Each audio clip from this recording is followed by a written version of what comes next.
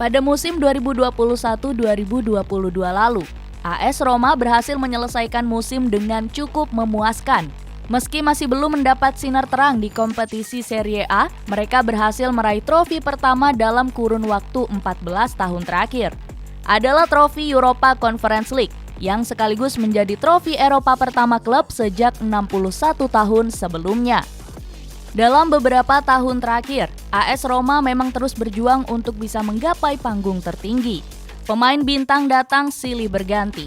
Pemain andalan ada yang putuskan pergi. Namun satu yang terus dipuji adalah Lorenzo Pellegrini. Bermandikan kisah perjuangan AS Roma sedari kecil, Lorenzo Pellegrini punya mimpi untuk menjadi yang terbaik. Dan pada musim lalu, dia muncul sebagai pemain yang penampilannya memang layak diapresiasi. Selain mengantarkan Roma menuju panggung juara, Pellegrini sekaligus tercatat sebagai pemain terbaik turnamen Europa Conference League. Kemudian dia juga terpilih ke dalam tim terbaik turnamen. Yang paling indah dari itu semua, Lorenzo Pellegrini terpilih sebagai pemain terbaik AS Roma musim 2021-2022.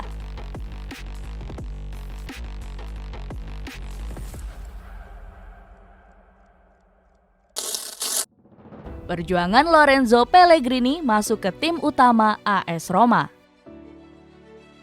Menyaksikan kemergelapan AS Roma sejak kecil, Pellegrini yang memiliki seorang ayah mantan pesepak bola amatir langsung meminta untuk dimasukkan ke dalam akademi sepak bola. Dia percaya bahwa suatu saat namanya akan muncul sebagai penggawa tim Serigala. Tekad kuat yang dimiliki kemudian mampu mengantarnya ke Akademi AS Roma di tahun 2007. Saat itu usianya baru menginjak 13 tahun. Orang pertama yang mencium wangi bakat Pellegrini adalah Mirko Manfred, yang merupakan pencari bakat Roma. Ia punya tinggi badan dan teknik di atas rata-rata. Sulit mencari penyerang seperti dia saat itu, katanya. Ya, awalnya Pellegrini berposisi sebagai penyerang. Dia percaya bahwa posisinya itu cocok dengan kemampuan yang dimilikinya.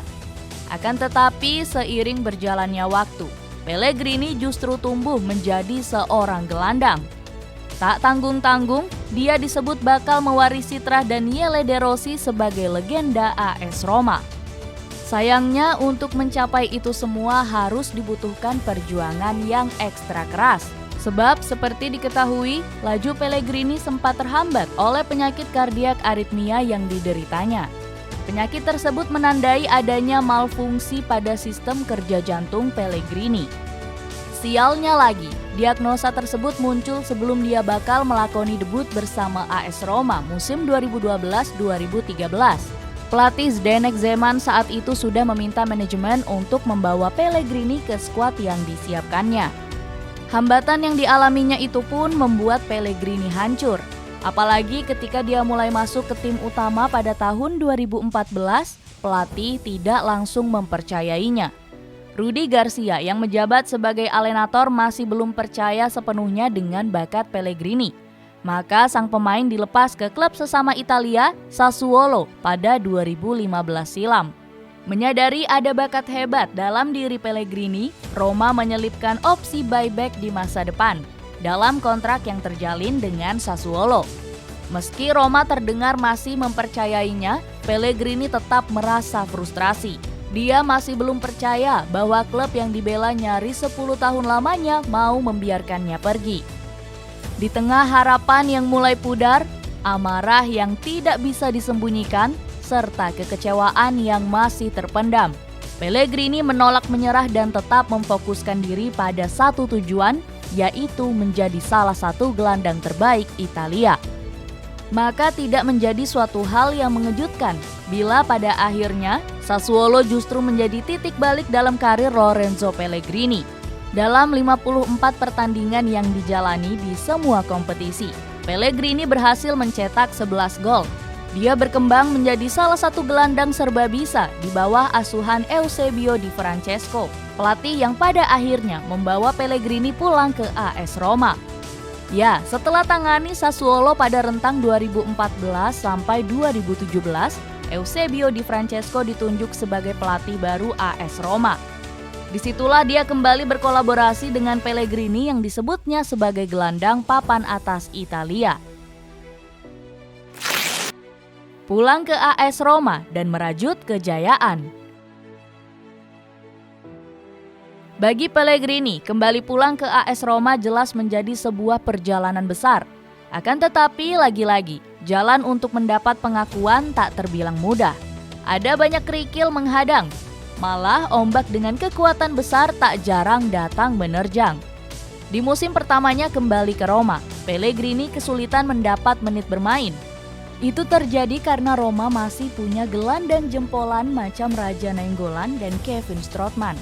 Namun perlahan tapi pasti, Eusebio Di Francesco yang kemudian memakai pakem 4-3-3 menempatkan Pellegrini sebagai mezzala. Dari situ, dia mulai rutin tampil sebagai andalan dan menghasilkan sebanyak 28 penampilan liga. Saya tidak akan pernah bosan mengatakannya. Bermain di sini untuk seorang anak laki-laki yang lahir di Roma adalah sesuatu yang memberi saya kebanggaan besar dan rasa tanggung jawab. Ketika Anda pergi ke lapangan, itu seperti Anda juga mewakili seluruh keluarga Anda yang semuanya tumbuh dengan mengenakan warna-warni ini, kata Pellegrini saat itu. Pada musim 2018-2019, Pellegrini kian berkembang dengan membuktikan kualitasnya beroperasi di poros ganda lini tengah. Satu hal yang cukup mencuri perhatian di musim tersebut adalah ketika dia tampil gemilang saat diminta tampil sebagai trequartista atau gelandang serang. Dengan skema 4-2-3-1, Pellegrini tampil lebih terbuka. Kesadaran bermain, kreativitas yang ditunjukkan, serta tekanan yang terus diperlihatkan ke kubu lawan membuat Pellegrini benar-benar tumbuh menjadi seorang pemain bintang. Dengan catatan 1.821 menit di musim tersebut, Pellegrini menjadi gelandang dengan menit terbanyak ketiga, di bawah Steven Nzonzi dan Bryan Cristante. Namun dengan catatan yang terbilang buruk dari pelatih, AS Roma kemudian menggeser kursi kepelatihan dari Eusebio Di Francesco ke Claudio Ranieri. Sama seperti Di Francesco, Claudio Ranieri juga merupakan penggemar berat Lorenzo Pellegrini. Maka bukan sebuah keputusan sulit ketika harus menempatkan sang pemain ke dalam bagian integral selama masa jabatannya di klub. Saya melihatnya di belakang striker. Dia tahu bagaimana menyesuaikan diri. Dia membuat umpan terakhir. Jadi bagi saya dia adalah pemain yang luar biasa. Dia memiliki keterampilan apik dalam sepak bola, melihat permainan dan tahu bagaimana bermain dengan atau tanpa bola, kata Ranieri. Perkembangan pesat Pellegrini lantas kian terlihat ketika Paulo Fonseca datang menjabat. Pada musim 2019-2020, dengan mengandalkan skema 4-2-3-1 atau 3-2-4-1, Pellegrini muncul sebagai gelandang yang lebih banyak terlibat untuk mengkreasikan serangan. Dia kerap masuk ke dalam kotak penalti untuk menjadi opsi lain dalam mencetak gol. Menilik fakta 15 gol dan 16 assist yang dicatat, jelas membuat Pellegrini terlihat cocok dengan skema yang diusung Fonseca. Berlanjut ke musim 2021-2022, AS Roma yang memulai proyek baru resmi mendatangkan pelatih anyar Jose Mourinho. Lagi-lagi, Pellegrini masih disebut sebagai gelandang yang sangat istimewa. Dia masih terus diandalkan dan mendapat mandat untuk menjadi kapten sepeninggal Alessandro Florenzi ke AC Milan. Bersama Mourinho, Pellegrini masih diandalkan sebagai gelandang serang dalam skema 4-2-3-1. Diberikan banyak kebebasan untuk memberikan kontrol timnya, Pellegrini mampu menghasilkan banyak peluang dari permainan terbuka ataupun bola mati. Pada musim lalu, Pellegrini berhasil catatkan 9 gol dan 5 assist dalam 28 pertandingan liga. Dia juga mencetak 5 gol di ajang Europa Conference League dan sekali lagi berhasil membawa AS Roma meraih gelar juara.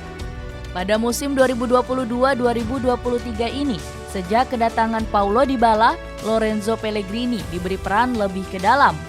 Pada pertandingan pertama Serie A melawan Salernitana, dia berpasangan dengan Bryan Cristante di poros ganda untuk memberi keseimbangan yang lebih maksimal bagi permainan Roma. Hasilnya, tim Serigala berhasil memetik kemenangan 1-0 dan diharapkan mampu melanjutkan tren positif pada pertandingan-pertandingan selanjutnya.